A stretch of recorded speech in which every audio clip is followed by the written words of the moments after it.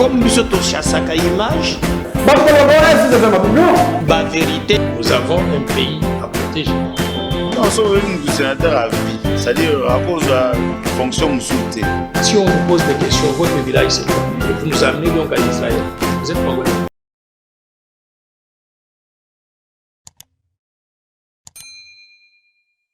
Plaisir à partager, vous allez vraiment l'andabiso partout à travers le monde.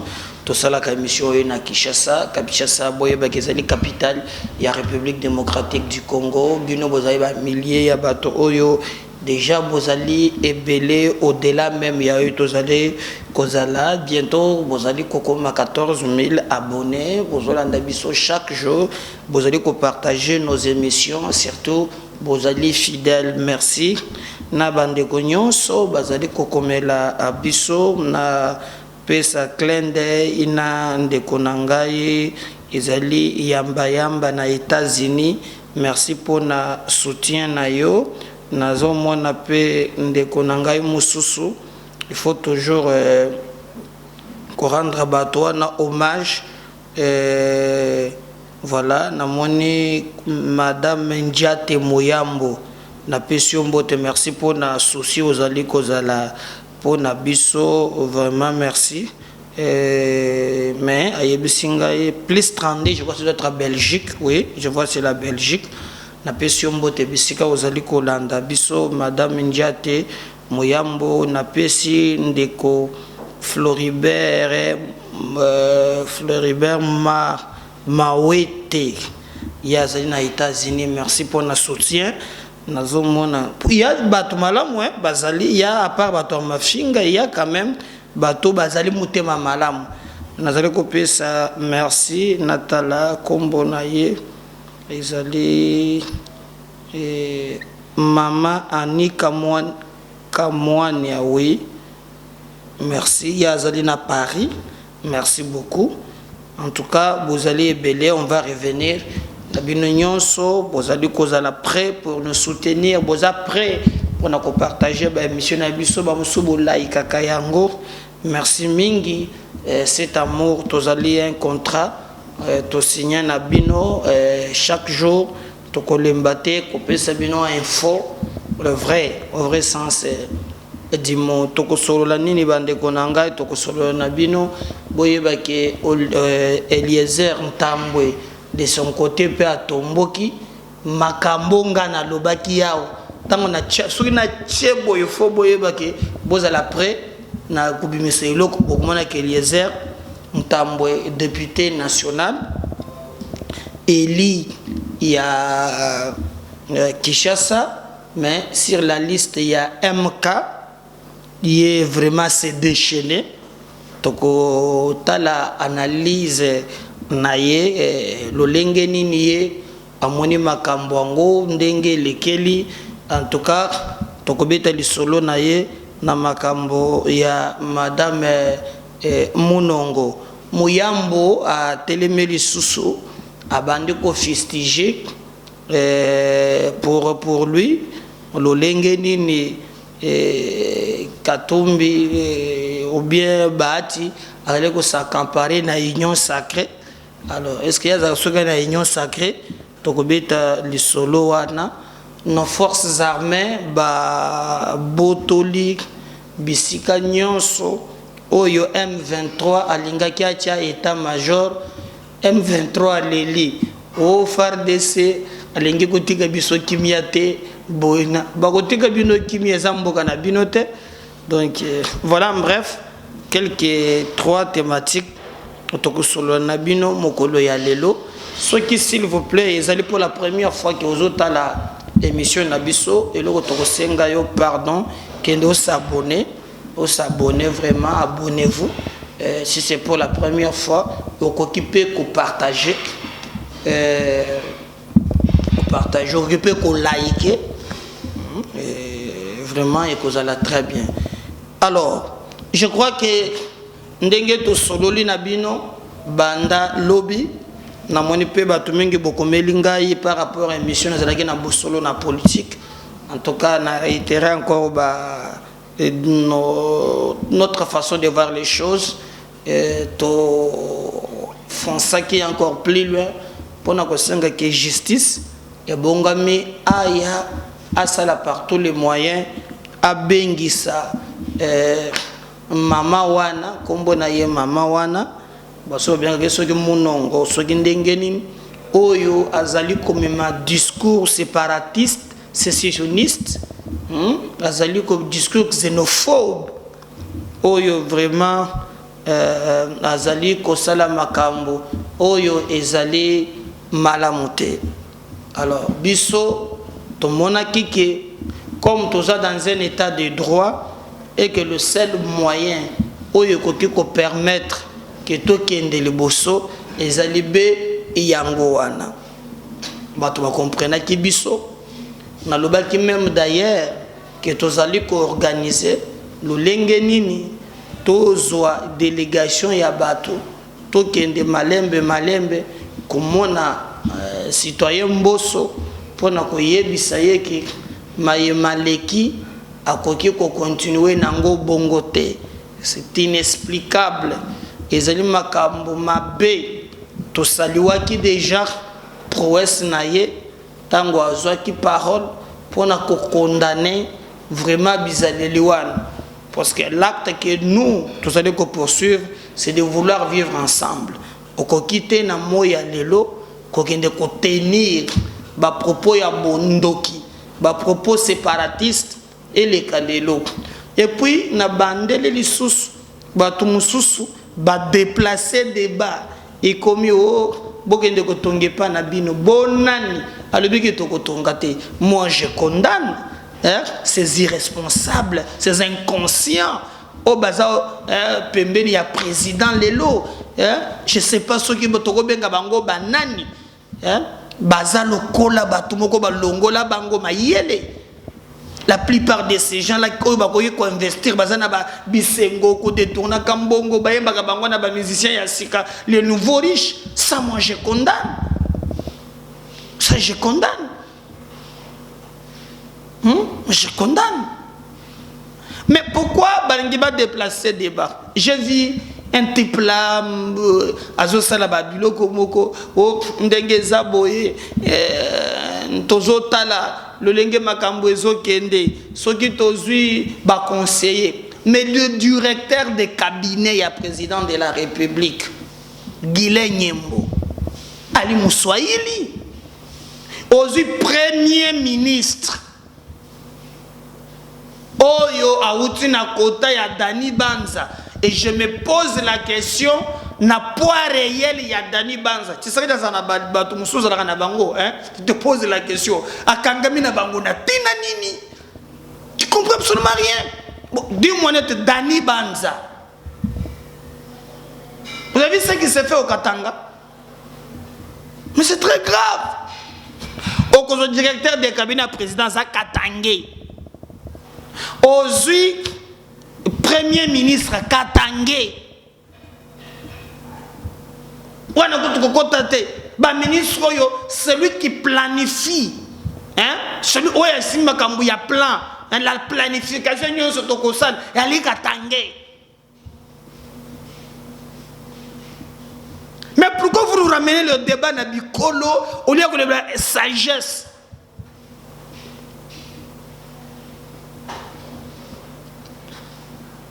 Les Cambouans ne s'engueulent. Tomoni Eliezer Ntambwe. Il y a peu à peu 6 points de vue naye. Na mayema koleka na Katanga.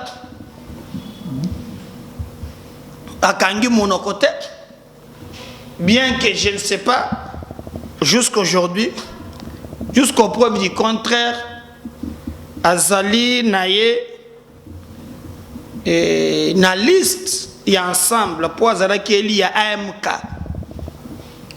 Ce qui alliance, ce qui est Azali qui est na liste.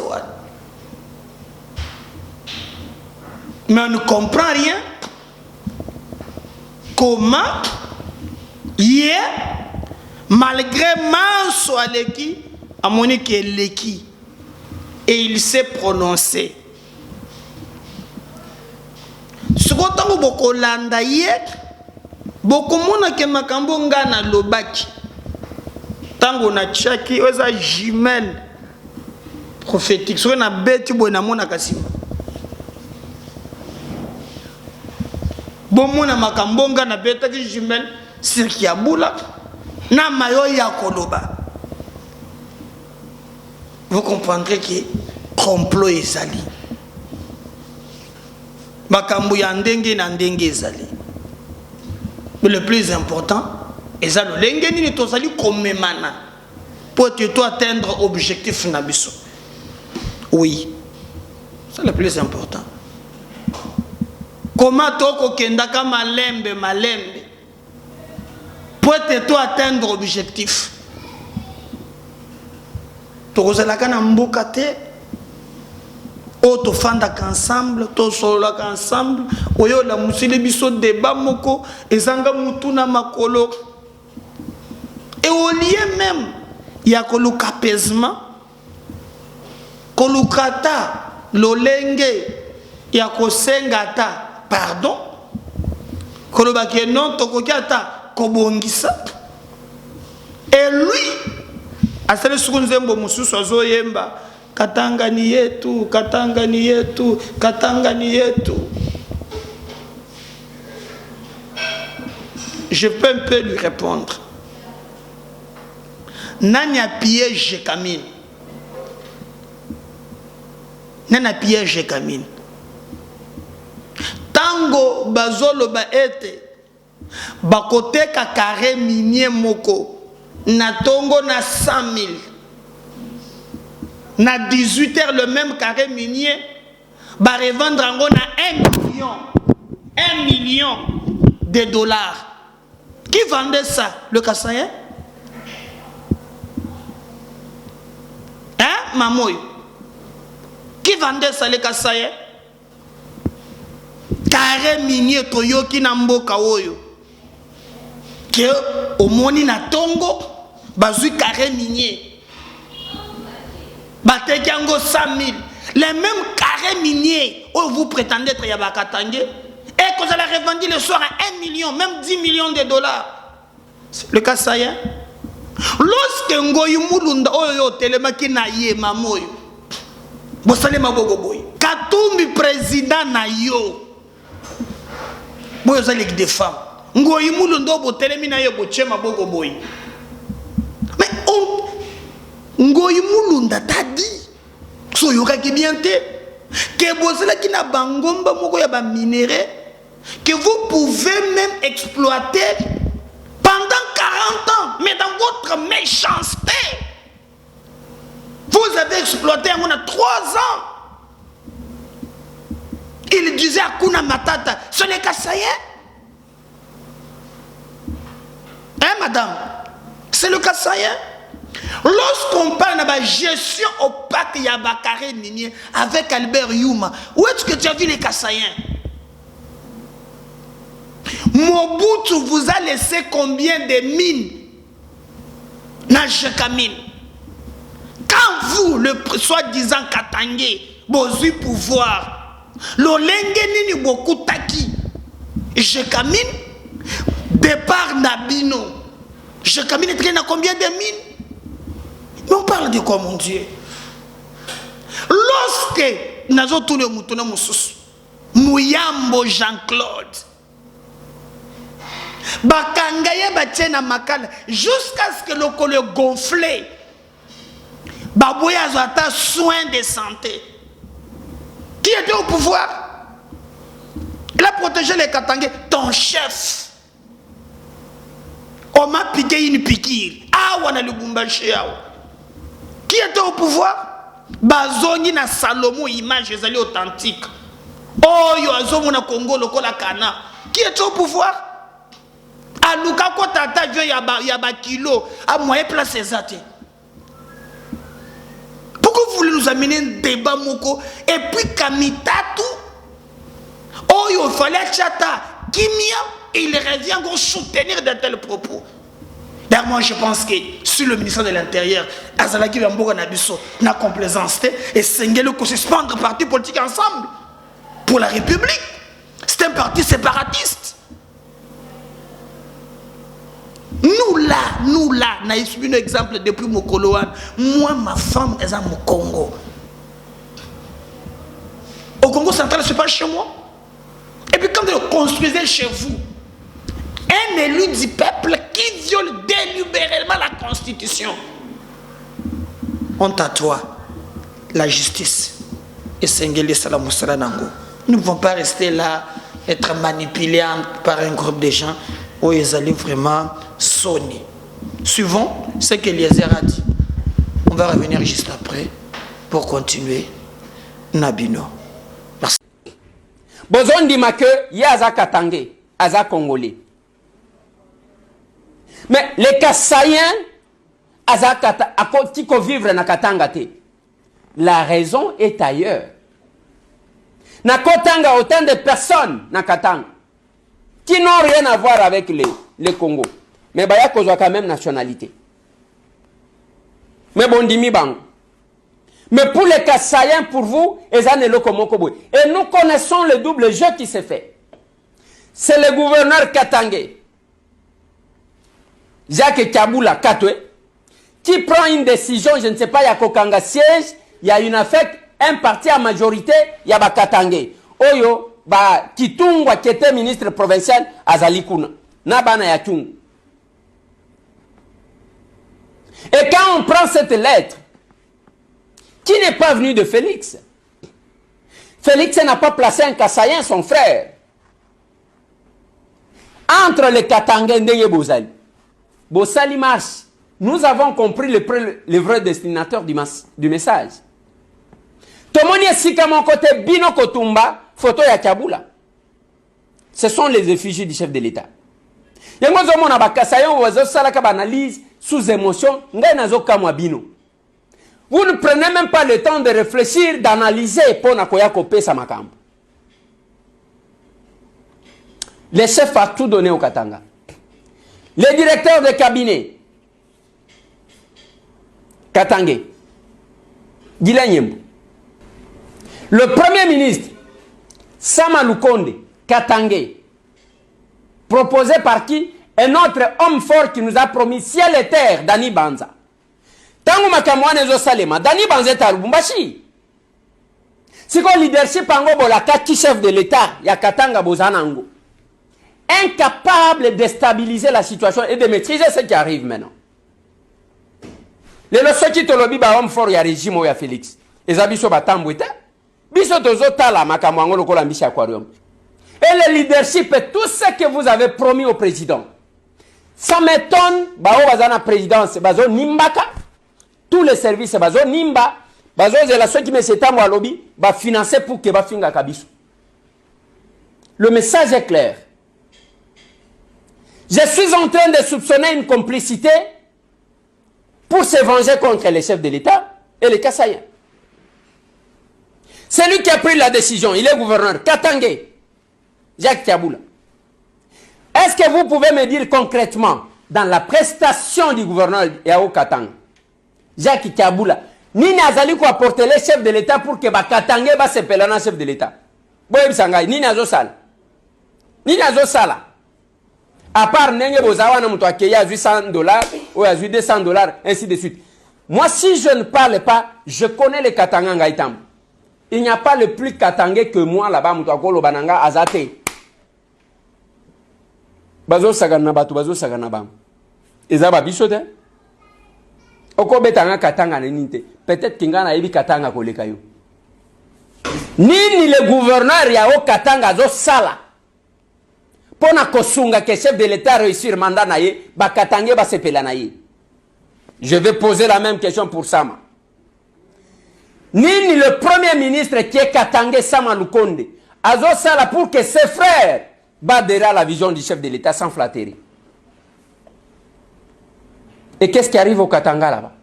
Maintenant, Dominique fait une sortie. Il y a eu les petites vidéos qui ont commencé. Ngai s'est anticipé na bandaki. Na lobi bande konangai. Tobongi sakasai.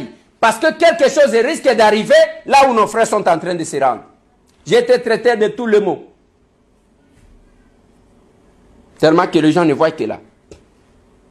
Et les gens pensent que tout le monde va être choriste. Ngana kokota chorale ya mutute.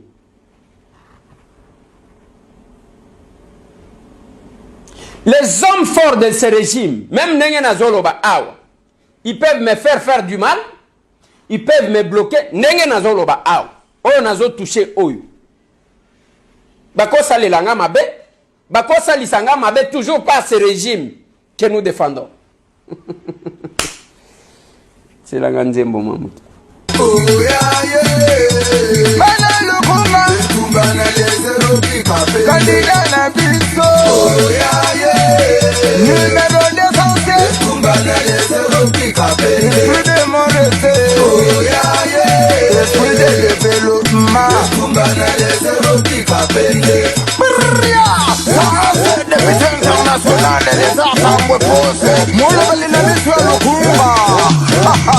Parce que Bangonde est homme fort. Il faut nommer qui ils veulent. Ils bloquent qui ils veulent. Et aujourd'hui, les Katanga, qui n'a pas émietté par Félix Antoine Tshisekedi, Azu primature à Pessibino, Azu direction à cabinet Naye à Pessibino. Basala Kandenge Nini. On peut compter les plans. Nakoba Nakotanga, Kotanga, c'est que les Katanga a bénéficié depuis que Félix Antoine Tshisekedi est là. Et qu'est-ce que nous gagnons? Ce qui est à SNCC, c'est membre de l'UDPS, encore un autre Katangé. Qu'est-ce que le leader Katangé apporte au chef de l'État? Bande Konangai, je suis en train de réfléchir à haute voix. Il ne faut pas que tous à la surprise, qu'il y a des réunions nocturnes, Bazo Salaka, peut-être pour se venger contre quelque chose que nous ne connaissons pas. Les Lotosa, le 7 avril 2022, M. Tambou a dit, et ça reste là. Il ne faut pas tous à la surprise, parce qu'il se pourrait qu'il y a des réunions nocturnes, système... Voilà, je pense que Binomoko Bolandi, à ça clair, cette histoire est entretenue, voli, na bande koana, na makanisi na bango ya mabe, qui a boula à kokende d'abord kokanga parti ya kyungu ayebi bien que ceux qui a kangi bao ba kondimate ko sala upe simboa mboa boy et na schéma wana aluka trouble et dans ce trouble là à cela qui n'intérêt comme conséquence bomoni mayemaleki. Pendant que nous avons tous l'ensemble, tout éviter ba biloko wana. Ngana yebisaki bilonganje bakaki abulate. Poso na cheboye. Na mona kabila zo chaka mandefu na shima boye na mona kango. Tu na betri susu boye. Atali fifi. Mo fifi o komona ba bisanga soki ba conseiller, soki ba yemba kendeka kona tout ça. Mais so beti bien. Okumana wakamanazo ebisa binoyo. Tukoza la kana mboka moko boyi batu boko bala mokina tongo to fanena bisoka na kimia yo kola mokana ndenge na yo banda makambo ndengo lingi na ko embele bino mike mukeba inga moko na ko sana plateau moko spécial sur ces points. Bon bato ba bengi nga mingi mukeba zolo ba ngatambula kana mukeba aza na mime à un certain moment aza responsable na ba makambo ya politique monto aza na conviction na ye. Donc moi je contrôle pas ses convictions. Aza monto ya ensemble ensemble parti ya Katumbi, c'est qu'il pose combat artisanal acte moko personnel.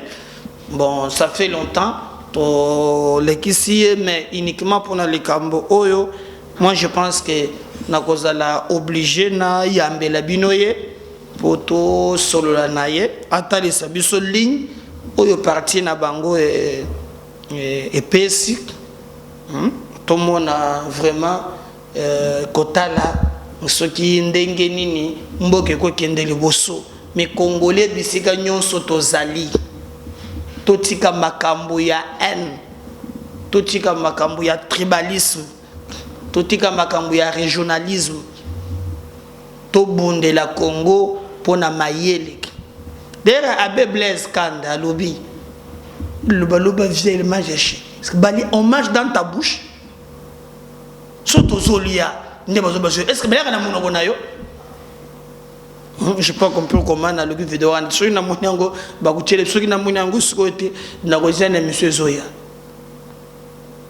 alors est-ce que bazuli mwana monoko na bien kota na libumu na yo ya yo nini ya yo nini ya yo nini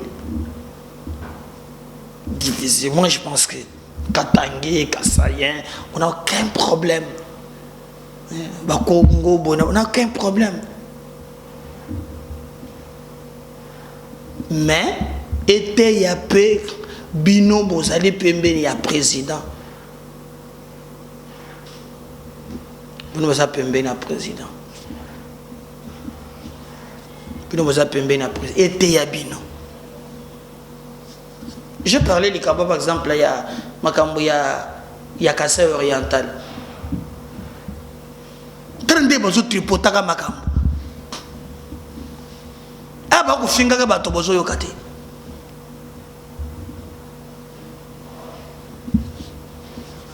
Je vais revenir encore.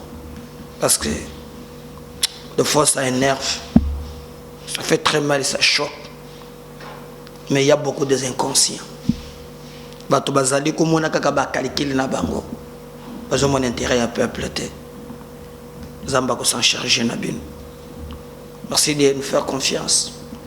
Merci de vous abonner, de partager, de liker. Parce que si le Seigneur ne revenait pas, Ngaï vraiment n'a quoi y aller sous. Le deuxième numéro. Oui. Vous servir comme un contrat, c'est un contrat de vérité. Ceux qui commis que c'est pour la première fois à la vidéo, pardon, likez. Abonnez-vous, pardon. C'est là que vous tombez sous à découvrir chaîne Nabiso à travers eux. Et ensemble, nous serons très forts. Deuxième numéro est Zoya. À tout à l'heure. Bye. Comme nous sommes tous à sa image,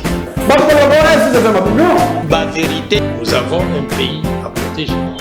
Non, c'est un sénateur à vie. C'est-à-dire à cause de la fonction musulmane. Si on vous pose des questions, votre village, c'est quoi? Vous nous amenez donc à Israël. Vous êtes congolais.